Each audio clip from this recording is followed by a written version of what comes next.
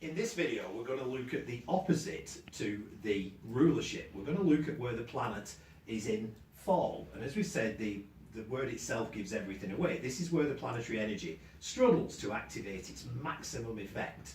So as we look across, the sun is at fall in the sign of Libra.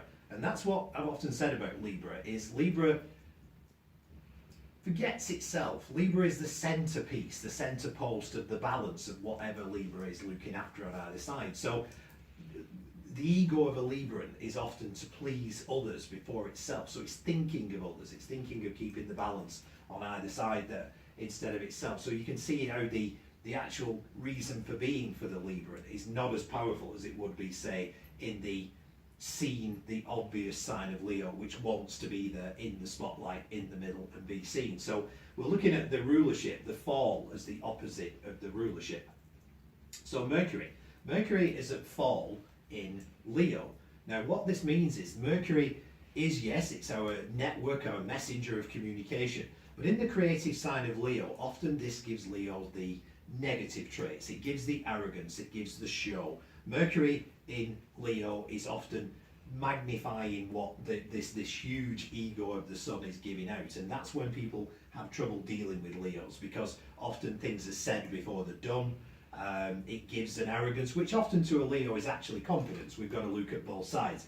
But Mercury is often the Achilles heel of Leo. Leos often are known as people who know it all and actually don't. So that communication of things can often get a little too big and a little too bright in the glare of the sun for people. So it's not working at its best. It's functioning. Leos can talk, of course, but it's not as functioning at its best. Venus is at fall in Virgo. Now Virgo, yes, Virgos do fall in love. They like nice things. They're an earth sign. They might warm up and come round a little bit slower than other people, but they do love quite intensely.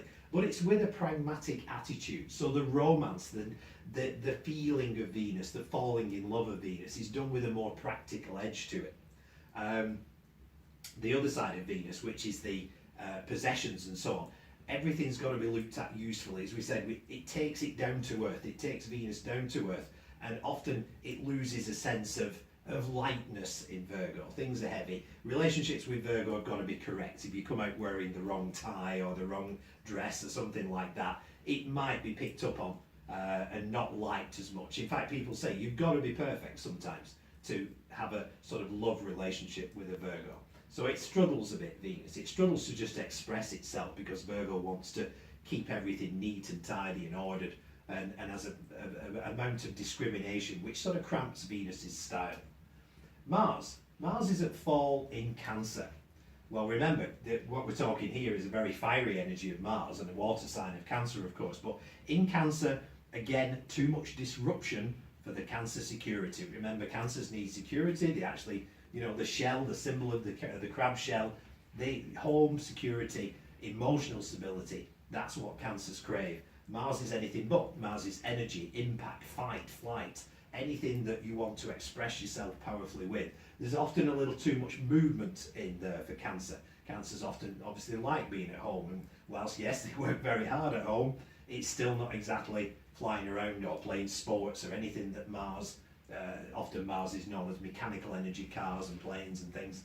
And in Cancer, this energy is a little bit too much, a little bit disruptive, because in that home environment, when Mars is in Cancer, you often indicate a disruptive home. There's a lot of aggro, a lot of arguments, perhaps a lot of accidents, a very sort of energetic home that's not often what Cancer is actually all about. It's about stability, security. And Cancers don't move very fast, of course. They move side to side. They don't move often in a straight line. So anything that pushes a Cancerian is not always welcome. Jupiter is at fall in Capricorn. Now this is an interesting one, because Capricorn, of course, was the steady climbing of the mountain. It was the responsibility and the status and the everyday grind of working away, often doing it as best they can and using whatever they can. Capricorns are quite ruthless in getting where they're going, but they will get there. So you think, well, what is an energy that's expansive and beneficial and so on, struggling in a sign that you'd think that would help them get up the mountain? Well, again, a bit like Mars in Cancer, it's too quick. It's too overpowering. Capricorns want to do it steadily. They prefer Saturn. When we look at the outer planets in other videos and other classes, we'll see that Capricorn much prefers Saturn because it's slow and stable. This is too expansive, too fast. It moves too fast. It moves with an element of luck, and Capricorns don't do luck. They don't even go there. They don't even know what that means. They want to make sure of anything. So the expansive nature, much more suited to its rulership of Sagittarius, which is wildfire and needs that push everywhere. In Capricorn, too quick, too fast, and potentially catastrophic, because the whole thing will go bang before they ever get to the top of the mountain. So there we have the difference that we've seen between a rulership, an affinity with the planet to these signs, and then the fall, where the planet is still working, it's still there, you've still got some energy, some expansion, you know, some feelings, some thoughts, all still there, but not working quite as powerfully. Now, just before we leave this video, one more thing. These techniques, this sort of energy, was brought in by the Emperor Ptolemy years and years ago, when the Greeks took over Egypt after the pharaonic civilizations moved on.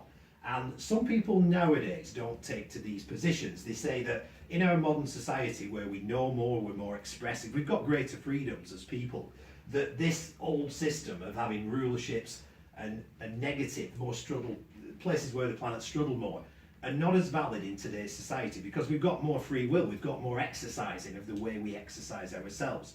So I will say that I think they work, and that's why these two central sections, which are sort of halfway houses, we'll deal with at a later date. I don't want you to concentrate on what we call the exalted and detriment positions. They're on here because they are valid, and they're on your handouts, and they're in the books.